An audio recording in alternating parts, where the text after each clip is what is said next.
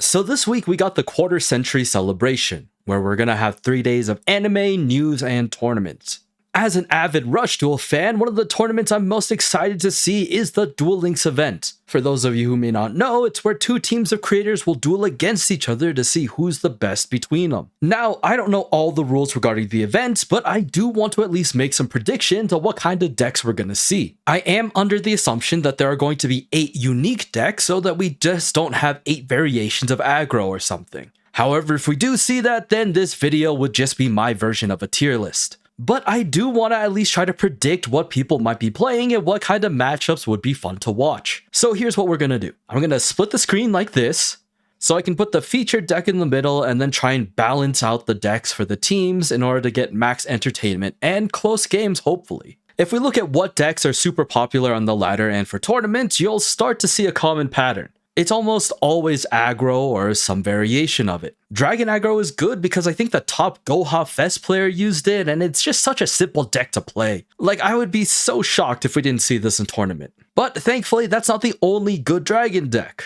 I would probably expect to also see Draconic Resonance for the other team. I kinda understand why it dropped off in popularity, but I think the deck is still decent. A lot of people have been saying that, right? Like, yeah, the limited list did nerf it slightly, but it's still good, and back row removal in the form of a monster is, it's not bad. And like, let's be real, it still gives you such huge board presence as well. So in the end, I'd really like to have each team have one really good dragon deck. I don't really care who gets it. I don't know all the creators that well, but dragon battle would be pretty decent. Spellcasters have gotten serious upgrades thanks to the new structure deck. So whoever pays up more money will be able to access multiple copies of strong cards like Light Summoner and Curtain of Sparks. These cards are just really good because one debuffs really well and the other one is just a better barrier. In terms of an actual boss monster though, I think the Seven's Road variation is going to be better than Dark Magician. There's nothing wrong with using both, but Seven's Axel Road is just a more consistent way to see your main cards come out of your deck,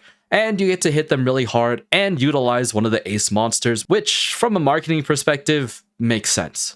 Pure Royal Rebels isn't that strong in ladder, but the Royal Rebels with Red Eyes Black Dragon has been seeing some play. I think a lot of people look down on Red Eyes because of the fact that it's a 2400 attack monster, and a lot of the bosses in this game are 2500 plus. However, thanks to the Red Eyes skill, you're able to have a better way of consistently bringing out your Red Eyes Black Dragon, as well as debuffing your opponent's monsters. Add that with the cool effects of Royal Rebels Heavy Metal, and you could actually have some really interesting plays. Because I'm assuming there aren't going to be any mirror matchups, we could have the really funny thing of, turn 1 Dragius Pass into first turn Heavy Metal, and then you have 5000 damage, you hit for face, and, it'd be really funny to see someone fall for it. Who knows? Ancient Arise is one of my favorite decks to play when I'm bored, but it's definitely not as strong as any other dragon deck. It can definitely see play thanks to its skill, but with Clear Eyes taking that hit earlier last year, it does prevent the deck from being as optimal as it can be. If someone does play this deck, I expect to see both Aqua and Beast engines since this deck has so many high-level monsters. I think with the addition of that level up dragon back row removal, this deck has more ways to get around Widespread Ruin and Barrier, which could make things interesting again. Psychics aren't in a great spot, but it would be really cool to see someone use Roman's Get Ready to be Amped Up skill to showcase its power. While I might not expect the professionals to get it right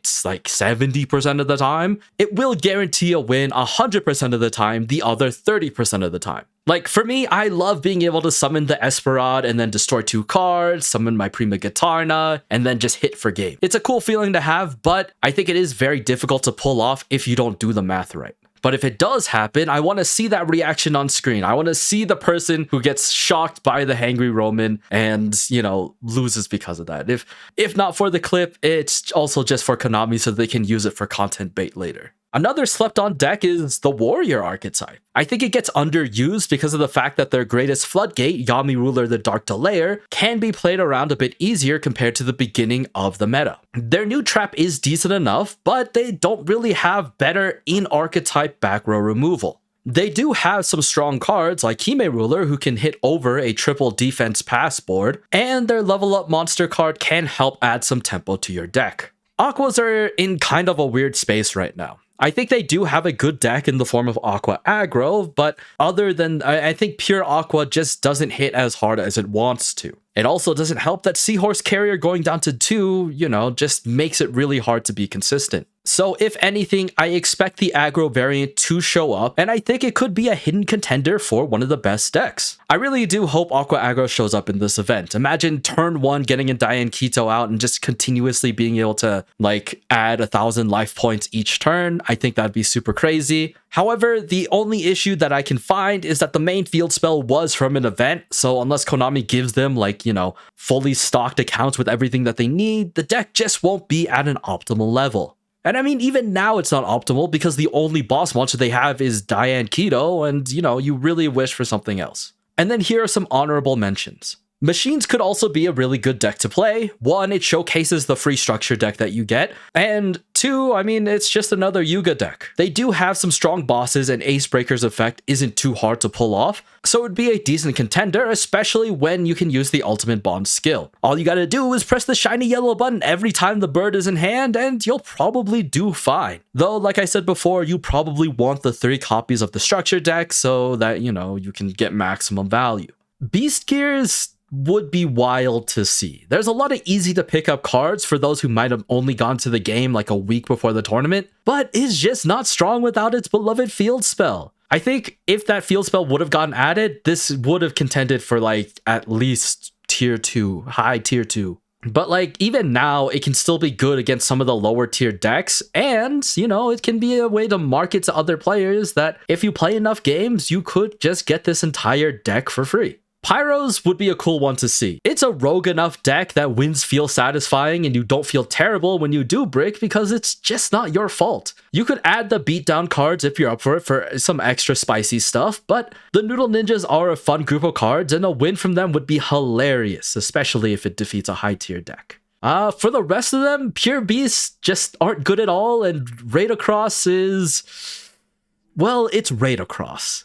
I'm excited to see what Friday brings, so if for some reason any of the competitors somehow watch this, good luck! Rush Duels is an awesome game mode, and I really hope that you continue to play it, or at least keep up with it even after the event. Anyway, that's it for me today. Thank you all very much for watching. If you liked what you saw, please consider subscribing, like the video, comment what you think is going to happen during the event, or any news that you think might happen during the weekend. And I will continue making content regardless, right? I'm making shorts every single day, and I don't have a schedule for long form videos, but if they happen, they happen. Expect another one before Maximums comes out, but that's all I got for you. Anyway, see you guys next time. Peace.